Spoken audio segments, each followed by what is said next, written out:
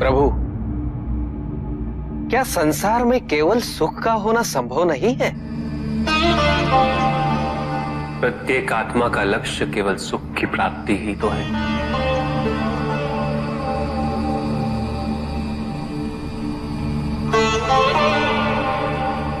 परमानंद की प्राप्ति। किंतु हम सुख नहीं, सुख को प्रदान करने वाली वस्तुओं को एकत्रित करना ही जीवन का उद्देश्य मान लेते हैं। ये समस्त संसार माया है, सब कुछ नश्वर है।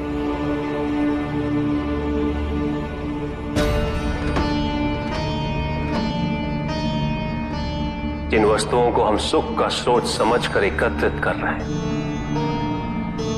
वो सदैव नहीं रहेंगे। जो व्यक्ति सत्य को जानते हुए भी लोभ का परित्याग नहीं करते, वो सदैव इन्हें खोने के भय में जीते।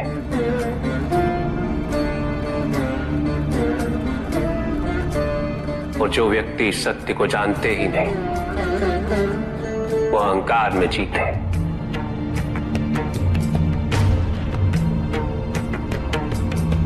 और जहां अहंकार और भय उपस्थित हो, वहां सुख कैसे रह सकता?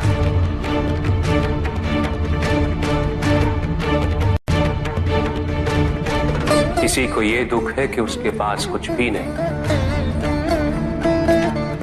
और जिसके पास सब कुछ, उसे ये दुख है कि पाने को कुछ शेष नहीं।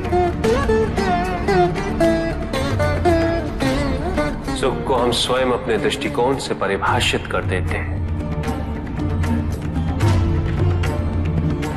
जबकि वास्तविकता इससे भिन्न है।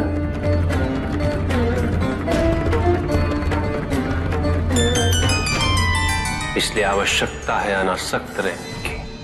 किंतु प्रभु, क्या आसक्ति स्वाभाविक नहीं है? पर दुख का मूल कारण भी तो यही है ऋषि भृगु। आसक्ति हमारे मन की शांति को छीन लेती, उसे भंग कर देती।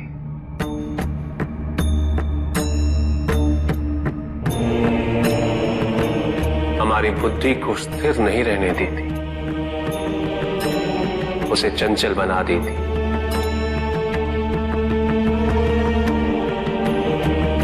आसक्ति से प्रमाद की उत्पत्ति होती, प्रमाद मद होता है,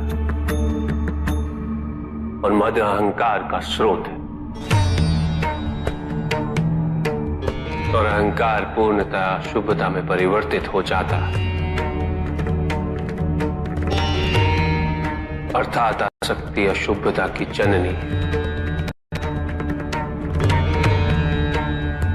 इसलिए अनावश्यक है। तो प्रभु, आसक्ति को अनासक्ति में कैसे परिवर्तित किया जा सकता है? और हम आसक्ति से कैसे उबर सकते हैं प्रभु? आसक्ति से मुक्त होना ही अनासक्ति है। आसक्तिहीन होने के लिए अपने और पराये का भेद मिटाना अनिवार्य है।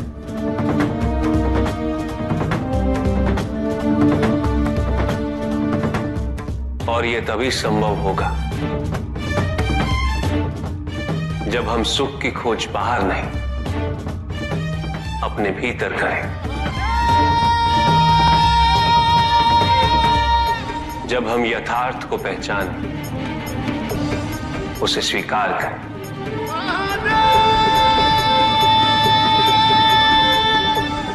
हम अपने सुख को सांसारिक तत्वों से परिभाषित नहीं करें। जब तक हम ऐसा करते रहेंगे, हम बंधते जाएंगे।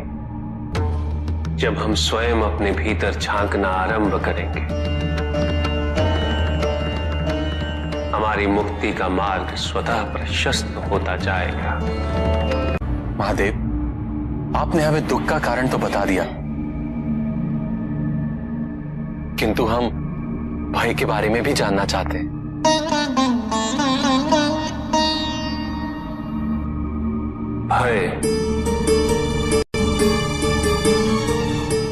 भय का स्रोत है इच्छा।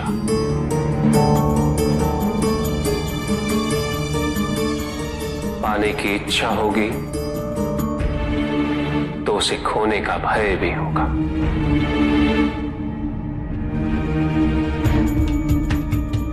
यदि जीवित रहने की इच्छा है तो मृत्यु का भय भी अवश्य होगा।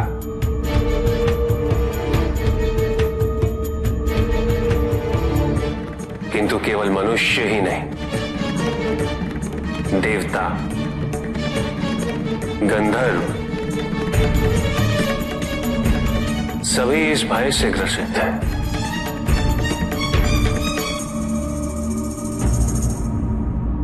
क्योंकि इच्छाओं से मुक्त कोई भी नहीं।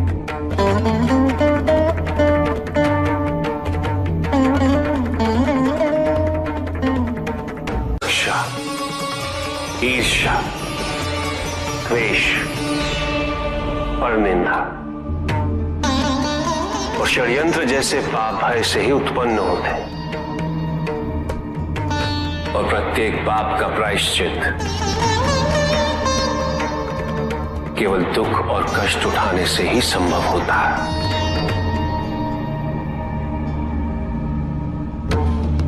इसलिए भय भी अंत में दुख का कारण बन जाता है।